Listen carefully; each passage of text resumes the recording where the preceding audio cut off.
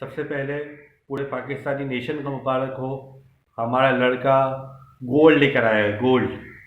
32 साल के बाद जाके हमारा लड़का गोल्ड लाया है। और इसमें अरशद नदीम को बहुत ज़्यादा मुबारक हो और अरशद नदीम की फैमिली को मुबारक हो। जी। एक बंदा आया फ्रॉम नोवेयर, मियाँ चुन्नू से। मियाँ चुन्नू तो मतलब हम देखते भी नहीं हैं ज़्यादा, उसके बारे में ज़्यादा पता भी नहीं है हमें। उस गांव से एक लड़का आया और उसने 1 साल पहले ये बोला मेरे पास जेवेलिन ही नहीं खेलने को। 85,000 का, 85,000 का जेवेलिन का सामान आता है और वो उस बंदे के पास नहीं था 1 साल पहले, ओलंपिक से 1 साल पहले।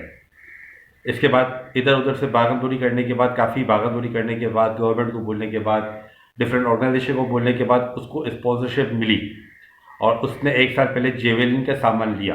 और 1 साल के बाद कंपटीशन था ओलंपिक्स का। और हम लोग एज ए नेशन ये सोच रहे थे कि ये लड़का गया है, गोल्ड लेकर आएगा, मेडल लेकर आएगा, मेडल लेकर आएगा। पहले मेडल में बात आई, फिर जब फाइनल में पहुंच गया तो फिर गोल्ड पे बात आई, गोल्ड लेकर आएगा। और इससे पहले 1 साल पहले वो दर बदर की ठोकरें खा रहा था, उसके पास कोई स्पॉन्सरशिप नहीं थी, कोई इसको देने वाला नहीं था स्पॉन्सरशिप। 85,000 इस किसी के लिए बहुत कोई बड़ी बात नहीं है, किसी भी ऑर्गेनाइजेशन के लिए कोई भी बड़ी बात नहीं है, छोटी ऑर्गेनाइजेशन के लिए भी कोई बड़ी बात नहीं है। और उसको स्पॉन्सरशिप नहीं मिल रही थी जेवलिन के लिए। खैर नाम बढ़ा है तो मिल गई और फिर उसने कम्पीट किया और फिर ऐसे कम्पीट किया कि 100 साल की ओलंपिक्स की हिस्ट्री बना दी जेवलिन के अंदर।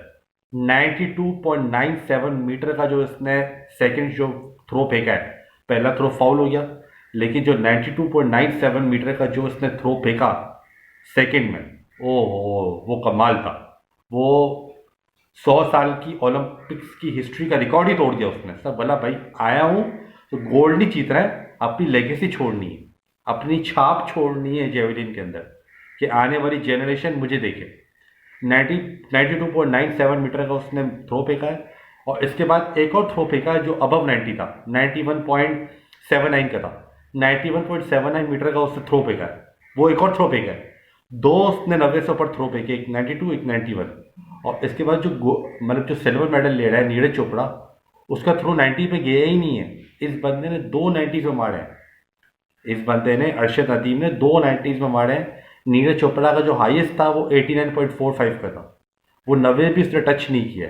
और अरशद ने बाले 2 बार फेंके, 91 पे और 92 पे, जो कि मतलब मैं समझता हूँ कि एक हिस्टोरिकल चीज़ कर दी। उसने एक लेगेसी छोड़ दी है, उसने एक छाप छोड़ दी है अपनी, और उसने बता दिया है कि भाई जीतना है तो ऐसे जीतना है, जम के जीतना है, लड़के जीतना है, शेरों की तरह जीतना है। उसने ये साबित किया। अब तो खैर रात तो कोई मैंने देखना शुरू कर दिया कि कोई 5 करोड़ दे रहा है, कोई 1 करोड़ दे रहा है, कोई 1 मिलियन दे रहा है, कोई 10 मिलियन दे रहा है। अब तो माल पानी तबाह क्या आएगा, लेकिन अब आएगा। माल पानी आएगा लेकिन अब आएगा। जब आना चाहिए था तब नहीं आया। अगर जब आना चाहिए था तब आ जाता, या ये जो 7 एथलीट इसके साथ और गए थे अरशद नदीम के साथ, अगर इनको ये चीज़ें मिल जाती, इनको फाइनेंशियली बेनिफिट्स मिल जाते, उनको फंड्स मिल जाते, तो शायद इनमें से भी एक दो के अंदर तो उतनी कैपेसिटी होती कि वो एटलीस्ट ब्रॉन्ज वगैरह जीत के लेकर आते। तो कहने का मकसद ये कि पैसा लगाना ज़रूरी है, मोटिवेट करना ज़रूरी है, फाइनेंशियल बेनिफिट देना ज़रूरी है, इनाम देना ज़रूरी है, मुल्क का नाम रोशन किया, हर चीज़ ज़रूरी है। लेकिन अगर टाइम से पहले वो चीज़ दे दी जाती तो इनमें से भी जो स्विमर गया है, जो एक वो गई है शूटिंग वाली गई है, अगर उनमें से भी कोई 1 2 जीत कर आ जाते तो पाकिस्तान के एक नहीं 3 मेडल्स हो जाते अलग अलग कैटेगरीज के। तो इस बारे में सोचने की ज़रूरत है कि जब फंड्स हैं तो भाई राइट टाइम पे क्यों ना लगाएं, राइट टाइम पे क्यों ना लगाएं फंड्स, ताकि एथलीट्स ज़्यादा से ज़्यादा अच्छी कामयाबी के साथ है। आज अगर एक बंदा ब्रॉन्ज जीतेगा तो अगली बार वो गोल्ड के लिए जाएगा। आज अगर एक बंदा कड़ी पहुंचेगा तो अगली बार वो ब्रॉन्ज के लिए जाएगा। टारगेट्स बड़े हो जाते हैं ना आपके, जब आपको पता होता है। अब जो जा रहे हैं एथलीट्स हमारे, वो पार्टिसिपेशन के लिए जा रहे हैं, जीतने के लिए नहीं जा रहे हैं। अरशद नदीम एक फ्रॉम नोवेयर एक बंदा है जो कि जीतने के लिए जाता है, वरना बाकी के हमने यही सोचा था कि ये पार्टिसिपेट करेंगे। तो वाई नॉट के फंड्स उन पे सही पहले लगाया जाए, सही टाइम पे लगाया जाए, ताकि जो है वो इनमें से भी कोई 1 2 बंदे हमारे ब्रॉन्ज और गोल्ड और सिल्वर लेकर आए। और अगर ना भी लेकर आए तो एटलीस्ट कड़ी पहुंचे। 25वें नंबर पर ना है, 10वें नंबर पर आए, 5वें नंबर पर आए। आज 10वें नंबर पर आएंगे, 5वें नंबर पर आएंगे, तो कल जो है वो 5वें से तीसरे पे भी जाएंगे, दूसरे पे भी जाएंगे, और फिर एक टाइम आएगा कि पहले पे भी चले जाएंगे, क्योंकि ये सारे यंग है, ये सारे बच्चे हैं, कोई 20 साल का, कोई 22 साल का है। अभी इनके पास लाइफ पड़ी है अपना आप को प्रूव करने के लिए।